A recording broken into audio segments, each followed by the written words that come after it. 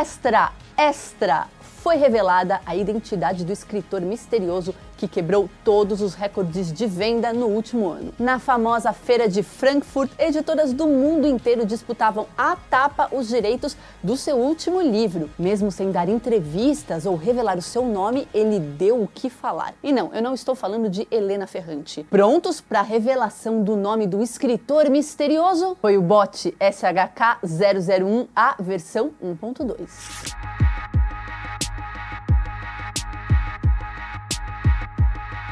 Se você ficou boiando na introdução do vídeo e não tem ideia do que é bot, calma, porque o vídeo de hoje é sobre inteligência artificial e literatura. E pode ficar tranquilo, tranquila, porque não tem nenhum best-seller sendo escrito por robô, ainda. A literatura é uma forma de arte que ajuda a gente a desenvolver a empatia, o senso crítico, a criatividade, nos ajuda a entender melhor o nosso mundo e a nós mesmos. Além de ser uma fonte de entretenimento e prazer, é claro. Já a inteligência artificial é uma tecnologia que vem ganhando cada vez mais espaço na nossa sociedade e que pode ser aplicada em diversas áreas. Na saúde, no direito, na educação, na arte, também está super presente na indústria, nos negócios, e ela nos permite automatizar tarefas repetitivas, economizando tempo. Ela também nos ajuda a tomar decisões de forma mais eficiente, prática e abre novas possibilidades de inovação e criação. Ao mesmo tempo em que a inteligência artificial traz muitos benefícios, ela também traz alguns desafios e muitos problemas éticos, como por exemplo o risco do desemprego e também o risco dela se tornar uma ferramenta de controle e manipulação. Por isso, é super importante que o público esteja sempre informado sobre os avanços da inteligência artificial e os seus diferentes usos, possibilidades e problemas. Um exemplo disso são os geradores de texto baseados em inteligência artificial. Esses geradores podem ser programados para escreverem textos em gêneros específicos, por exemplo, terror, literatura policial ou comédia. Além disso, eles podem reproduzir o estilo de um autor específico, a ironia de Machado de Assis. Ou seja, eles são capazes de criar textos com uma estrutura e uma coerência bem semelhantes àqueles escritos por nós, seres humanos. E como tudo isso funciona?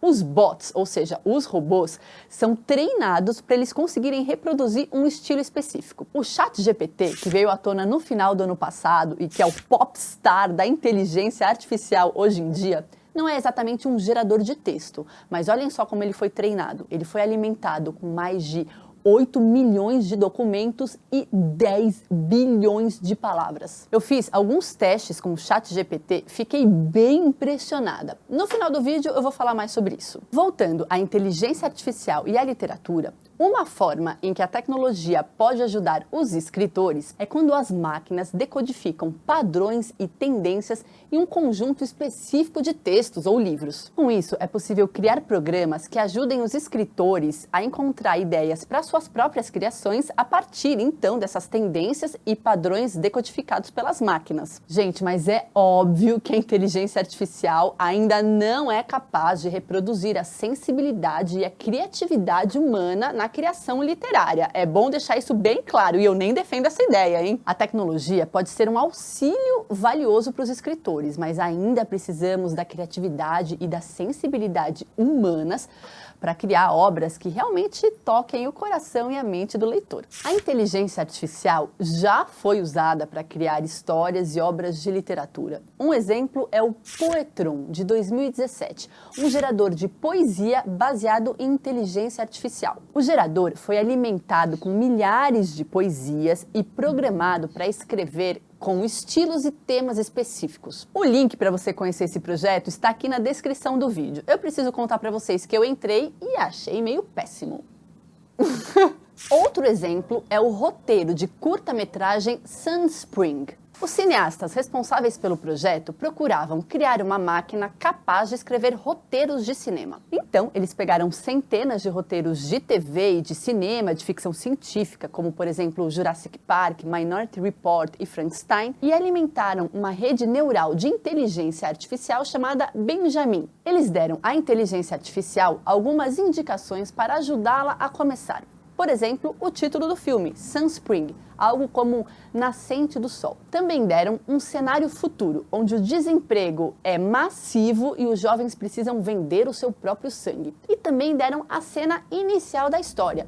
Um homem puxa um livro de uma prateleira. Coube então à inteligência artificial criar o resto da narrativa. E essa história foi filmada com atores de carne e osso. Quem assistiu conta que é um filme estranho e bastante hilário. O link está na descrição do vídeo se você quiser conferir. Esses são apenas alguns exemplos de como a inteligência artificial já foi usada para criar obras literárias ou artísticas. Com certeza, daqui em diante veremos mais e mais exemplos, porque a tecnologia não para de se desenvolver. E como a inteligência artificial pode ajudar os leitores e também as editoras e outros profissionais do mercado do livro, como tradutores, revisores e preparadores. Em relação aos leitores, saiba que eu e você provavelmente já fazemos uso da inteligência artificial, porque quando a gente procura um livro, por exemplo, na Amazon, as recomendações que aparecem lá embaixo são fruto da seleção feita pela inteligência artificial. A inteligência artificial também vai aumentar o acesso a obras que não foram traduzidas para o idioma do leitor. Segundo os especialistas da área, no futuro existirá uma ferramenta capaz de traduzir um livro que você quer ler, mas não foi publicado no seu idioma. Isso tudo com apenas um clique. Porque hoje, por exemplo, eu posso comprar um livro em chinês, selecionar os trechos e colocar no Google Translator.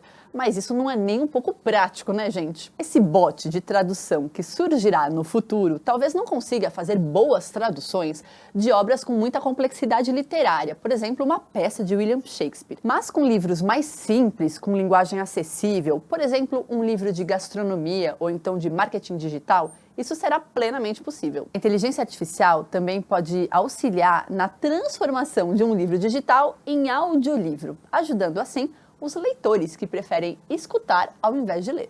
Em relação às editoras, a inteligência artificial pode auxiliar de muitas formas. A primeira delas é na própria edição do texto. Os bots podem ajudar e muito na correção gramatical, ortografia e estilo, e isso economiza um belo tempo. A inteligência artificial também pode ajudar a analisar as tendências de mercado, lendo dados de venda de livros e leitura e ajudando as editoras a tomar decisões mais estratégicas em relação ao que publicar. A inteligência artificial também pode ajudar na própria análise da estrutura do livro, entendendo a curva narrativa e identificando cenas que podem ser melhor trabalhadas, por exemplo. Nesse sentido, ela ajuda muito o diálogo entre o editor e o autor. Bom, como eu disse no começo do vídeo, a inteligência artificial tem prós e contras.